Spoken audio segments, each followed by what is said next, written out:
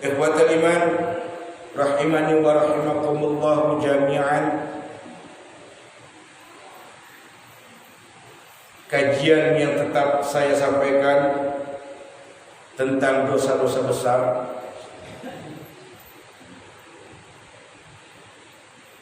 Hari ini memasuki bab tentang dosa besar kepada manusia yang enggak tahu malu.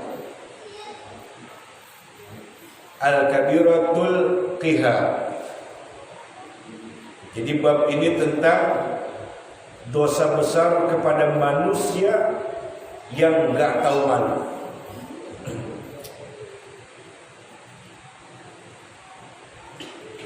Ibnu Rajab rahimahullah menjelaskan bahwasanya malu ada dua macam. Yang pertama, ada malu karena bawaan dari lahir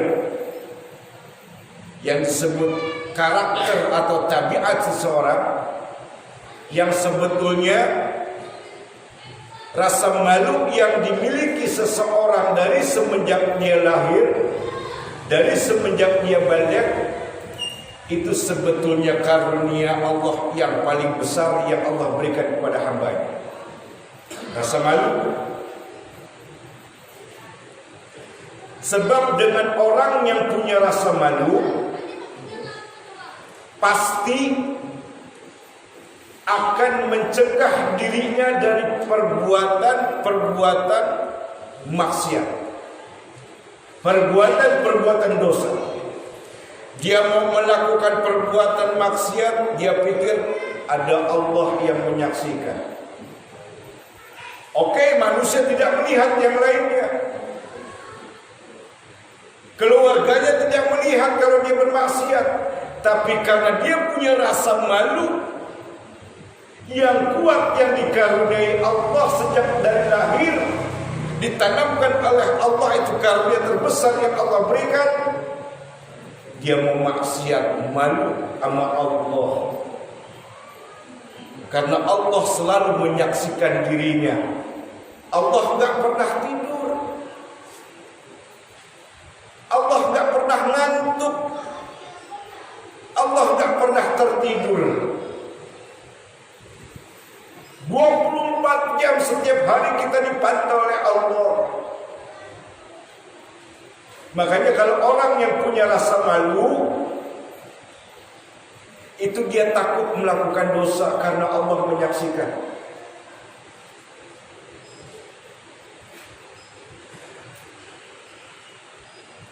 Al-haya'u la ya'ti illa bi khair.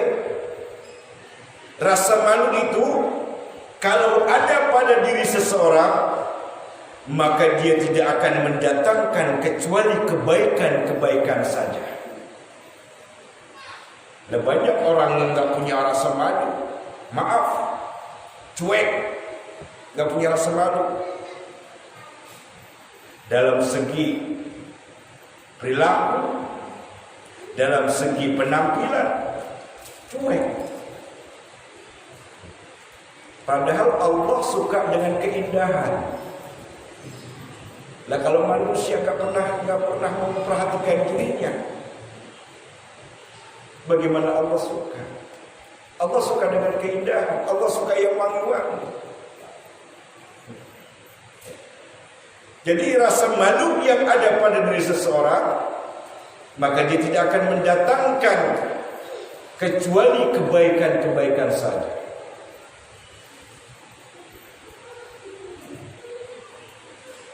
Dan seseorang yang memiliki rasa malu pasti akan menghalangi dari sesuatu perbuatan maksiat dan dosa, baik kepada manusia, baik kepada Allah. Perbuatan maksiat dan perbuatan dosa itu tidak akan mau dilakukan oleh dirinya karena dia punya rasa malu. Kalau dia melakukan kesalahan dosa kepada manusia, nanti kalau orang lain tahu aib yang dilakukan itu, kalau benar dia melakukan itu, misalkan dia memfitnah, mengadu domba, menggibah, Itu kan kerusakan di muka bumi. Kalau nggak punya rasa malu, dia omongin orang kepada yang lain. Akhirnya omongannya nggak terbukti. Kalau itu bagaikan sebuah fitnahan aja dari yang dilakukan oleh dia. Sehingga orang-orang banyak yang tahu si fulan penyebar fitnah. Itu kan jadi aib buat orang itu. Tapi dia nggak punya rasa malu. Kalau orang yang nggak punya rasa malu, nanti akan diterangkan selanjutnya. Orang yang nggak punya rasa malu, definisinya nanti diterangkan. Yang kedua, ada perasaan malu yang diperoleh karena dia selalu mengenal Allah dengan belajar agama. Dari belajar agama itu dia semakin mengenal Allah dan tertanam rasa malu yang kuatnya kepada Allah. Majlis ilmu atau ilmu, menuntut ilmu, belajar ilmu agama, kata Nabi sallallahu alaihi wasallam, wajib hukumnya bagi setiap muslim. Wajib hukumnya. Talabul ilmi fardhatun ala kulli muslim. Itu kata Rasulullah SAW. Kenapa dikatakan wajib menuntut ilmu? Karena ilmu makanan pokok ruh. Ilmu makanan pokok pada ruh kita. Dengan ilmu, seluruh amal-amal ibadah yang kita lakukan itu diterima oleh Allah Subhanahu wa taala. Tanpa adanya ilmu, apapun ibadah yang dia lakukan itu tertolak oleh Allah Subhanahu wa taala, kata Nabi sallallahu alaihi wasallam. Tertolak. Bahkan Nabi sallallahu alaihi wasallam pernah menyatakan dalam hadisnya yang sahih. Kata Nabi, sungguh amat menyesal bagi seseorang yang apabila dalam setiap harinya tidak mendapatkan berkah dari Allah karena tidak mendapatkan ilmu dari seseorang yang alim. Ini kata Nabi. Aku saja, kata Nabi sallallahu alaihi wasallam, aku saja merasa tidak ada keberkahan, kata Nabi, apabila Allah tidak memberikan wahyu kepadaku dalam setiap harinya. Nabi menyatakan ini. Nabi gak ada gurunya, guru besarnya Allah Subhanahu wa taala. Nabi sallallahu alaihi wasallam merasa rugi kalau dalam setiap hari Allah tidak menurunkan wahyu padanya. Makanya kata Nabi, nanti pada hari kiamat banyak manusia yang sungguh amat sangat menyesal mereka. Penyesalan itu tidak akan ada obatnya, kata Nabi sallallahu alaihi wasallam. Karena selama hidupnya di dunia dia acuh, dia cuek, dia gak pernah mau hadir duduk di majelis ilmu. Penyesalan nanti akan dirasakan di yaumil kiamat, kata Nabi sallallahu alaihi wasallam. Nyesal dia nanti. Sekarang gak menyesal, tapi nanti di yaumil kiamat, kata Nabi SAW, sungguh amat sangat menyesal bagi dia. Kalau dibilang sungguh amat sangat, bahasanya udah lebih dalam itu. Sungguh amat sangat menyesal. Mereka orang-orang yang acuh, cuek, gak pernah mau datang di majelis ilmu. Dirinya sengaja membodohkan dirinya dalam hal agama, tidak mau memahami ilmu agama, tidak mau mempelajari ayat-ayat Allah, tidak mau mempelajari hadis-hadis Nabi sallallahu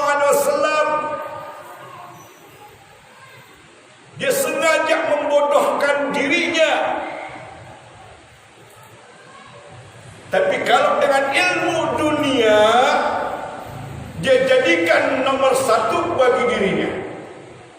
Les bahasa Inggris, orang tuanya, ayolah les bahasa Inggris, berapa bayarnya? Bapak sanggup? Cari tempat les yang bagus. Kamu cari tempat les matematika atau belajar apa saja silakan. Berapa bayarnya? Cari tempat yang bagus, nanti bapak bayar. Tapi untuk urusan akhiratnya bapaknya cuek terhadap anaknya. Padahal nanti bapaknya akan dimintai pertanggungjawaban di sisi Allah Subhanahu wa taala. Anaknya akan menuntut di hadapan Allah. Ya Rabb, dulu semasa hidup saya, bapak saya enggak pernah untuk mengajak saya, menyuruh saya datang ke majelis ilmu untuk mengetahui tentang ayat-ayatmu dan hadis-hadis Nabi. Ya Allah, saya enggak pernah diingatkan untuk mengaji, saya enggak pernah diingatkan untuk sholat.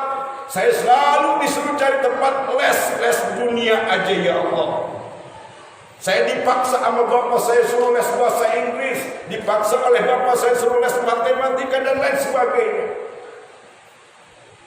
Ya Allah, jangan salahkan saya kalau saya melakukan itu karena saya patuh terhadap apa yang orang tua saya katakan.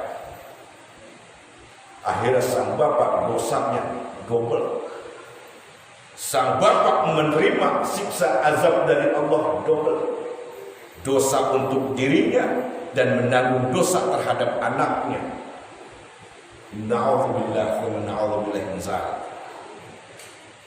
Kalau kita sudah mengenal Allah dengan belajar agama, sering hadir duduk di majelis ilmu, kata Nabi sallallahu alaihi wasallam, duduknya seseorang di majelis ilmu maka akan mendatangkan rahmat Allah, kasih sayang Allah dan maghfirahnya Allah. Ini kata Nabi sallallahu alaihi wasallam, duduknya seorang di majelis ilmu akan mendapatkan rahmat Allah, kasih sayang Allah dan maghfirahnya Allah. Lalu seseorang yang duduk hadir di majelis ilmu bersama orang alim, orang-orang saleh lainnya, maka kelak yaumil kiamat dia akan duduk bersamaku dan dekat dengan aku, kata Nabi sallallahu alaihi wasallam. Ikhwatan iman rahimani wa rahimakumullah. Pentingnya kita belajar ilmu agama. Semakin kita mengenal Allah, maka muncullah rasa malu kita untuk melakukan hal-hal yang Allah tidak suka, hal-hal yang Allah haramkan, muncul di hatinya.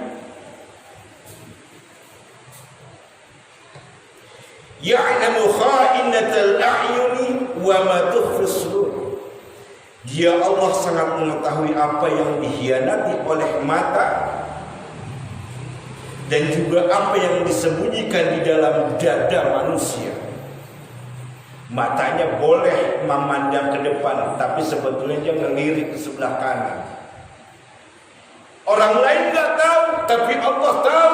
Maksud lirikan dia ke sebelah kanan itu apa? Ada di dadanya. Allah tahu apa yang ada keluhannya, apa yang dibicarakan di hatinya. Allah dengar Allah, tahu Allah.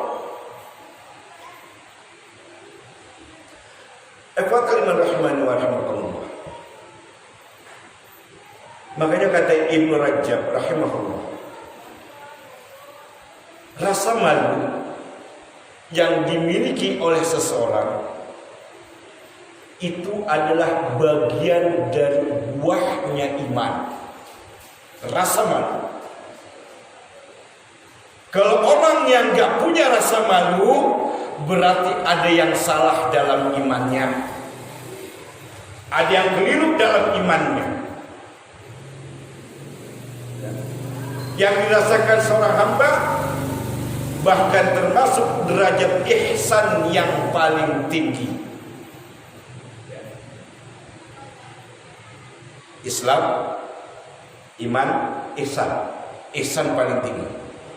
Tahu dalam urutannya. Makanya Allah katakan, wa huwallazi khalaqal mauta wal hayata liyabluwakum ahsanu amala. Dialah Allah yang menciptakan kematian dan kehidupan. Tidak lain untuk mengujimu wahai manusia, siapa di antara kalian yang paling baik amal ibadahnya.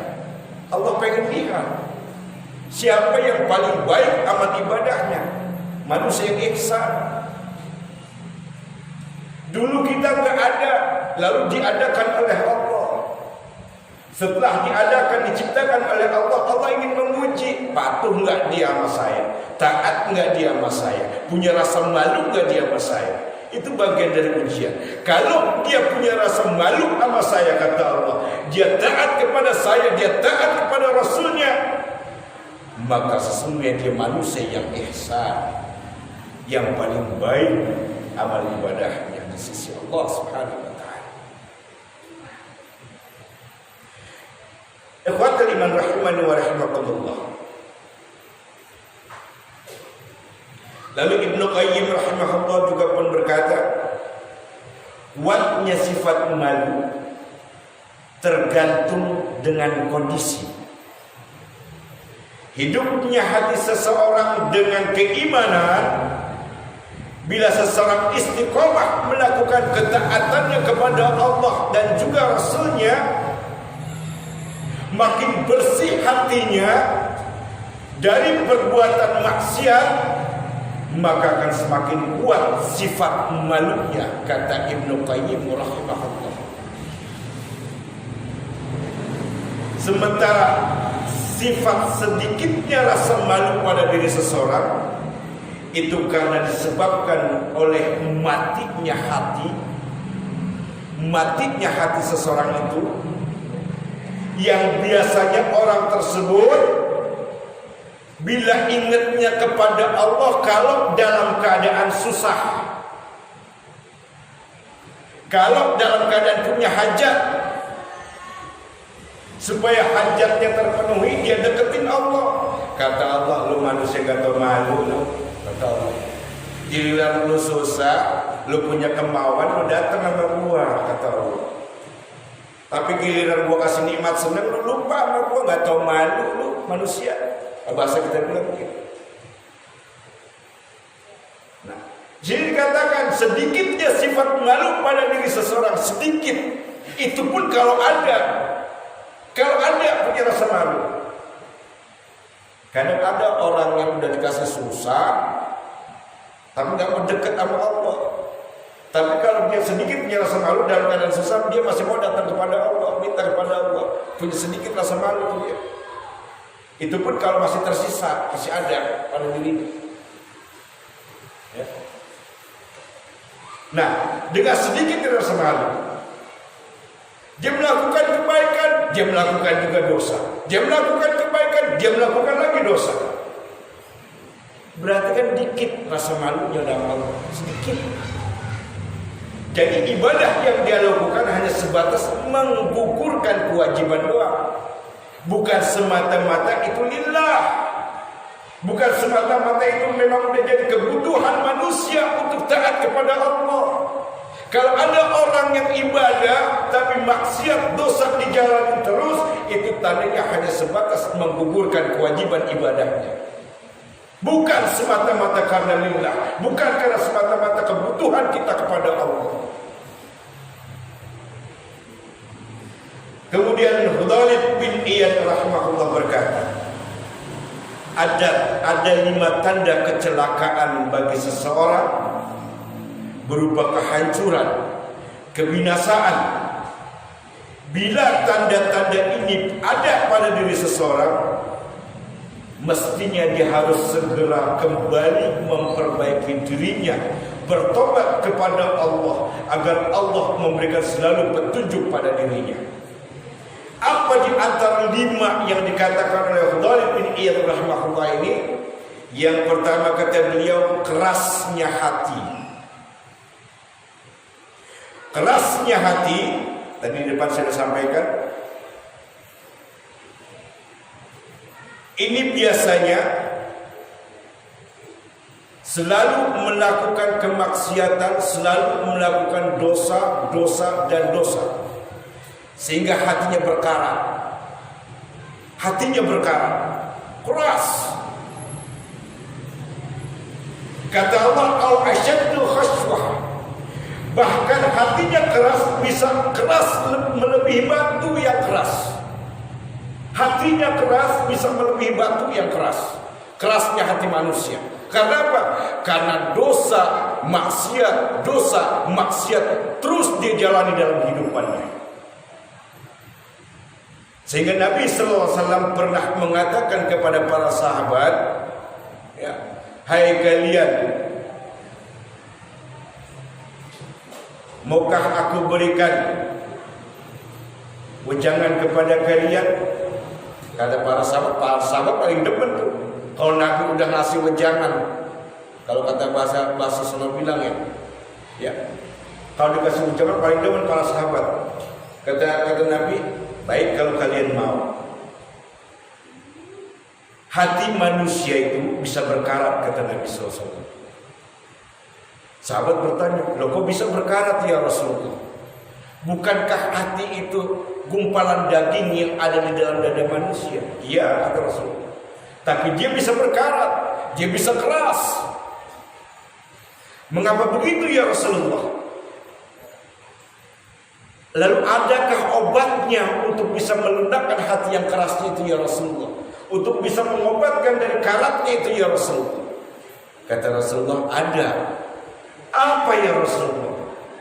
Baca Quran. Baca Quran, hayati, pahami, kemudian amalkan, kata Rasulullah SAW. Ini obatnya agar supaya hati itu bersih dari karat-karatnya dan hati yang keras itu kembali menjadi lunak. Perbanyak membaca Al-Quran, kata Rasulullah SAW. Orang yang menjauhkan dirinya dari Al-Quran, orang yang menjauhkan dirinya dari Allah dan sunnah-sunnah Rasulnya, hatinya mati. Hatinya mati.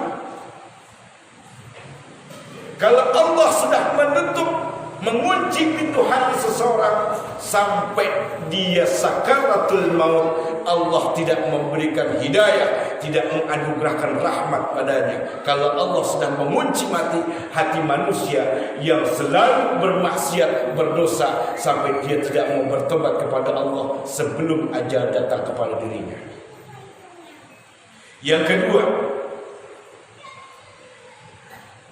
kata Hudzaifah bin Iyad rahimahullah, mata yang gak pernah bisa menangis. Ternyata menangis ini adalah sebuah rahmat dari Allah. Kalau ada manusia yang bisa menangis, bersyukurlah kepada Allah. Bersyukur kepada Allah. Apabila dia menangis ketika berdoa, apabila dia menangis ketika membaca ayat-ayat Allah, dia menangis, maka air matanya itu akan mencucurkan rahmat pada dirinya. Yang kedua, dia akan menjadi saksi nanti di hadapan Allah. Dia yang akan memberi syafaat di hadapan Allah. Air mata yang pernah keluar ketika dia membaca Quran, ketika dia berdoa memohon kepada Allah SWT. Tapi itu bisa dilakukan atas izin Allah dan kepada orang-orang yang dikehendaki oleh Allah Subhanahu wa taala. Tapi bagi manusia yang tidak dikehendaki kebaikan oleh Allah, gak akan pernah bisa menangis. Karena apa? Karena hatinya yang keras, hatinya yang sudah berkarat, hidupnya selalu bermaksiat dan melakukan dosa. Dia gak punya rasa malu kepada Allah Subhanahu wa taala. Yang ketiga, sedikitnya sifat malu yang merupakan kecelakaan bagi seseorang. Seseorang yang gak punya rasa malu akan cenderung melakukan berbagai macam jenis pelanggaran, seperti sengaja menampakkan auratnya, berjudi, berzina, meminum khamar. Ini manusia yang gak punya rasa malu, sehingga kemaksiatannya itu dia lakukan secara terang-terangan. Rasulullah SAW pernah bersabda, dosa apapun akan Allah berikan ampunan kecuali dua. Yang pertama dosa syirik, yang kedua orang yang melakukan kemaksiatan secara terang-terangan. Ini yang paling sulit dan mendapatkan ampunan dari Allah Subhanahu wa taala. Dosa apapun diampuni oleh Allah kecuali dua. Sekali lagi saya katakan, yang pertama dosa syirik, yang kedua orang yang melakukan kemaksiatan secara terang-terangan. Ini yang sulit mendapatkan ampunan dari Allah Subhanahu wa taala. Sekarang kita sudah banyak menyaksikan di media-media sosial, orang telanjang bulat, laki-laki dan perempuan melakukan hal-hal yang dilarang oleh Allah. Itu udah terang-terangan namanya. Udah terang-terangan. Terus ada lagi yang secara sembunyi-sembunyi, ya, ngambil duit orang, ngambil duit umat secara sembunyi-sembunyi. Ya. Ini udah orang yang nggak punya rasa malu. Orang yang udah nggak punya rasa malu, ini dosa besar dimasukkan dalam kitab Al-Kabair, yang nggak punya rasa malu. Ya. Lalu yang keempat, cinta dunia. Harusnya dunia itu dijadikan sebagai fasilitas kehidupan kita. Dunia ini harusnya dijadikan sebagai fasilitas kehidupan kita, bukan menjadikan target kita. Target kita yang sebenarnya adalah akhirat. Walal akhiratu khairum wa abqa, kata Allah. Ya, kehidupan akhirat itu lebih baik dan lebih kekal. Dunia jangan dijadikan target, tapi jadikan fasilitas untuk kita menanam kebaikan, supaya kita pulang kampung ke sana bawa bekal. Makanya Allah bilang, ya ayyuhalladzina amanu taqullaha wal tanzur nafsum ma qaddamat lighad. Ya. Kalian udah nyiapin perbekalan untuk bekal hari esok belum, kata Allah? Siapin yang banyak-banyak untuk perbekalan menuju hari esok. Sebab kalau udah pulang kampung nanti gak bakal bisa balik lagi, gak bakal bisa balik ke dunia lagi. Kalau udah pulang kampung gak bisa. Ya. Cinta dunia akan juga mematikan hati, mematikan keimanan, dan mematikan rasa malu kita kepada Allah. Cinta dunia. Banyak orang yang cinta dunia, apapun dilakukan, yang penting dia bisa dapat duit. Dia nggak peduli harga dirinya, dia nggak peduli dengan agamanya, dia nggak peduli dengan Allah. Demi dunia, demi kedudukan, demi jabatan, dia ambil semua itu. Cinta dunia membuat mati hati, membuat kerasnya hati, membuat berkaratnya hati, dan menghilangkan iman seseorang. Yang kelima, kata Allah bin Iyad rahimahullah, panjangnya angan-angan, menghayal. Kita boleh bedakan antara panjangnya angan-angan kosong dengan tumuh. Tahu tumuh? Tumuh itu motivasi atau semangat diri untuk mencapai target tertinggi. Ya. Semangat tinggi.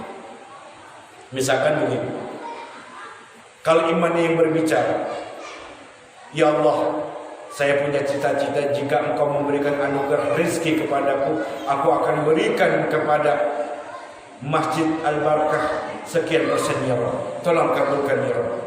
Ketika Allah berikan nikmat rezeki yang dia minta, lalu dia menepati janjinya. Dia punya angan-angan, tapi angan-angan motivasi yang baik. Tapi kalau menghayal,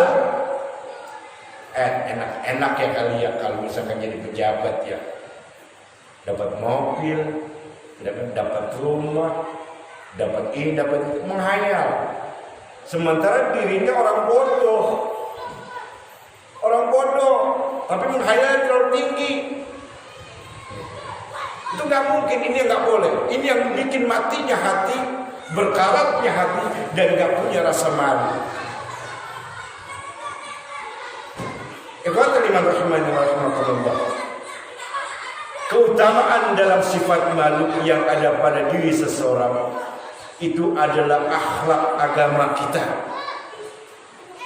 Orang yang berakhlak mulia, sungguh-sungguh menjalani ketaatannya kepada Allah dan berakhlak mulia, itu pasti orang itu menanamkan rasa malunya yang sangat besar.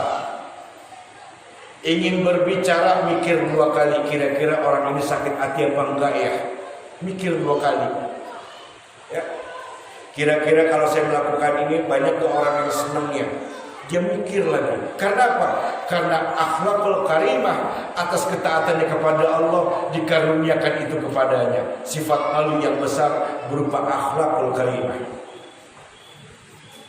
Rasulullah SAW bersabda di dalam hadis yang sahih yang diriwayatkan Imam Malik, likulli dinin khuluq wa khuluqul Islamul haya. Semua agama itu memiliki akhlak yang menonjol, kata Nabi SAW. Dan akhlak yang menonjol dalam Islam adalah sifat malu. Akhlak yang menonjol dalam Islam adalah sifat malu. Memiliki sifat malu adalah keutamaan dalam bagian agama. Nah, ikhwatal iman rahimani wa rahimakumullah jami'an. Idza lam tastahi fasna ma syi'ta. Kemudian Nabi SAW mengatakan dalam sabdanya, kalau kalian tidak punya rasa malu, tidak punya akhlak dalam agamamu, agama Islam yang engkau anut, maka berbuatlah sesukamu. Silakan apa yang kamu perbuat, tapi kamu harus nanti bisa menanggung resiko yang telah kamu perbuat, kata Rasulullah SAW. Asal kamu sanggup menerima ancaman azab yang Allah berikan kepadamu, ya silakan kamu berbuat sesukamu. Silakan, kata Nabi SAW. Silakan, itu hak kamu. Ikhwatul iman rahimani wa rahimakumullah. Juga dalam sebuah hadis yang lain yang diriwayatkan oleh Imam At-Tirmidzi, bahwasanya telah ditanyakan kepada Nabi SAW dari para sahabat, ya Rasulullah, apakah malu itu bagian dari agama kita? Lalu dijawab oleh Nabi SAW, ketahuilah oleh kalian wahai para sahabatku, justru perasaan malu itu adalah bagian dari seluruh agama kita. Sekali lagi saya katakan, kata Nabi SAW, ketahuilah oleh kalian para sahabat, justru perasaan malu itu jika tertanam pada diri seseorang adalah bagian dari seluruh agama kita. Karena itu merupakan akhlak yang mulia di sisi Allah Subhanahu wa taala yang dianugerahkan kepada hamba-hamba yang dikehendakinya. Kalau kalian benar-benar mengaku seorang muslim yang beriman dan mau dikategorikan sebagai seorang muslim yang sejati, kata Nabi sallallahu alaihi wasallam, kalian harus punya rasa malu. Kalian harus punya rasa malu. Kalau kalian ingin menjadi seorang muslim yang mengaku beriman, sungguh-sungguh beriman, dan menjadi seorang muslim yang sejati, kalian harus punya rasa malu. Malu kepada Allah, malu kepada sesama. Tapi kalau orang yang gak punya rasa malu, akan membuat dirinya, hatinya berkarat, keras, dan selalu melakukan dosa dan kemaksiatan-kemaksiatan, karena dia tidak punya rasa malu kepada Allah dan kepada sesama manusia. Wallahu a'lam bishawab. Mudah-mudahan ini bermanfaat bagi kita, wabil khusus untuk Al-Fakir yang menyampaikan. Apabila masih banyak terdapat kesalahan, kekeliruan dan kekhilafan, Al-Fakir mohon ampun kepada Allah Subhanahu wa taala, dan Al-Fakir mohon dibukakan maaf yang seluas-luasnya. Subhanakallahumma wa bihamdika asyhadu an la ilaha illa anta astaghfiruka wa atubu ilaik. Wassalamu alaikum warahmatullahi wabarakatuh.